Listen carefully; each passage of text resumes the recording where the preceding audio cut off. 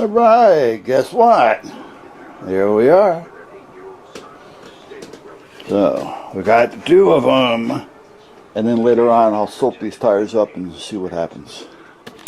Alright, well, seeing that I don't have a belt, you know, an air belt, and I'm doing this by hand, I'm sure you guys have done this before with a rope and a crowbar, and you just twist it, tightens up in the center, and it tightens up in the center, it pushes out the bead, and you get around there a little bit and shake it up, and as you're doing it you can add a little soap to make sure that the bead slides on, and basically that's where you're at. So there's one.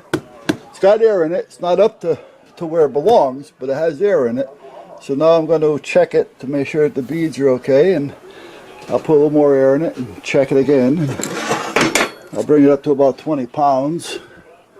I think this is good for 20 pounds or so. Does it say? Usually it says. Yeah, 20 pounds max. So, can you hear it?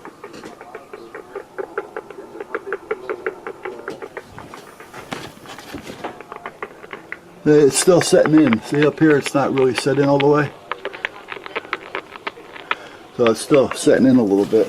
I'll put a little bit more soapy water on it. But meanwhile, once I get them up and they're caught, and we got a good lock, and they're holding air, and I know that we got a good tight bead and no leaks, then I got to let the air out because I got to fill them up with fluid, a liquid, and that can take a while. Really, I mean, you know. And the thing is, you notice the difference because these tires, you know, end up weighing 250 each, which puts 500 pounds on the back of that thing. You know, plus the backhoe or the ballast bucket, that's another 600 pounds. You know, so it definitely helps. And it also helps keep you stable by having that weight down on the ground like that. You know, when you tend to, you know, go a little crooked here and there or something, that ballast on the ground helps hold you down. So it doesn't give you that bouncy ride either. So I got to pick up about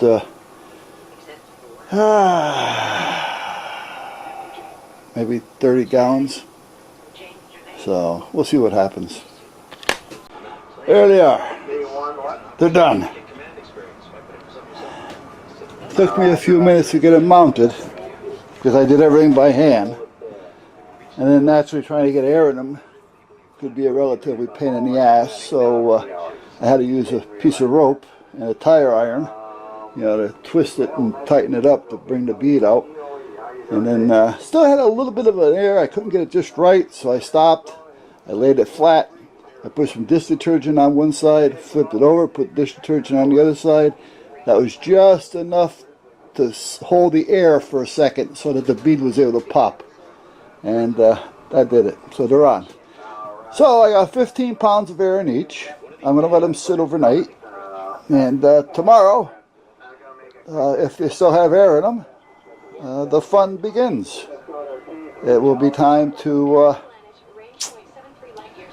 start putting the liquid in there. Other than that, I'm getting ready to go in the house.